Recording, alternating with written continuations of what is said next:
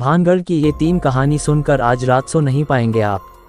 क्या है भानगढ़ का सच? भानगढ़ नाम सुनते ही दिल में दहशत की घंटियां बजने लगती हैं।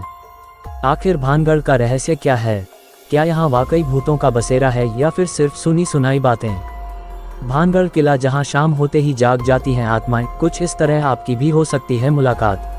आज भी क्यों माना जाता है भानगढ़ किला हर किसी के लिए भूतिया? केवल शाम 6 बजे तक खुली रहती है ये जगह। भानगढ़ किले को भूतिया बताने के पीछे कई कहानियां हैं। वैज्ञानिकों ने इन भूतिया कहानियों को खारिज कर दिया है, लेकिन यहाँ के लोगों का कहना है कि यहाँ अजीब अजीब सी घटनाएं होती रहती हैं। भानगढ़ का किला भारत के सबसे भूतिया स्थान के नाम से जाना जाता है और यह किला तभी शायद सबसे बड़ा अनसुलझा रहस्य बना हुआ है। रहस्यमय होने की वजह से यह जगह कई लोगों का ध्यान अपनी ओर खींचती है। यहाँ की भूतिया कहानियों के कारण काफ़ी टूरिस्ट इसे अपनी ट्रैवलिंग लिस्ट में जरूर रखते हैं।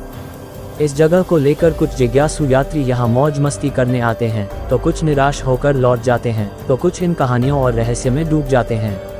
अगर आप भी इन यात्रियों में एक हैं तो जल्दी से इस किले में घूमने का प्लान जरूर बनाएं।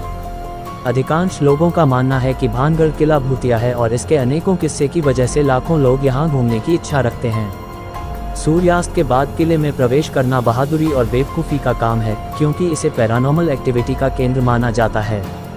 यही वजह है कि आर्कियोलॉजिकल सर्वे ऑफ इंडिया ने रात को यहाँ जाना बैन किया है।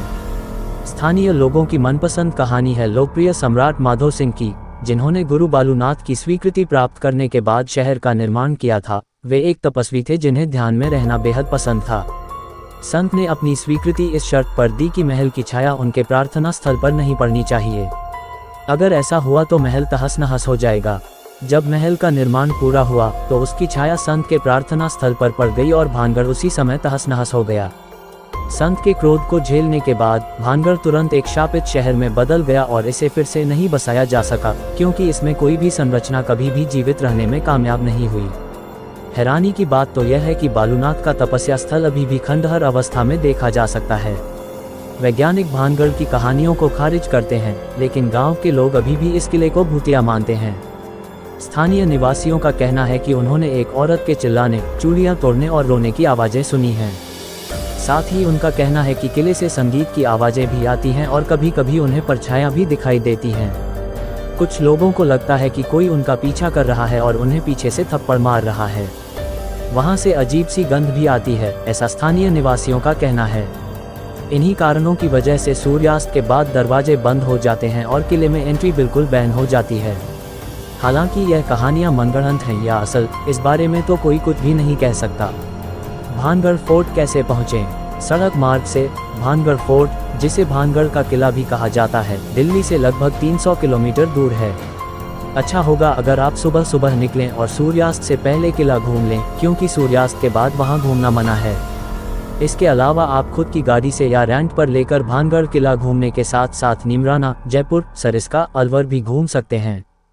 ट्रेन यात्रा। वैकल्पिक रूप से आप नई दिल्ली से अलवर के लिए शताब्दी एक्सप्रेस ले सकते हैं और फिर भानगढ़ किले के लिए टैक्सी का इंतजाम कर सकते हैं। हालांकि ट्रेन के लिए पहले से बुकिंग करानी होगी।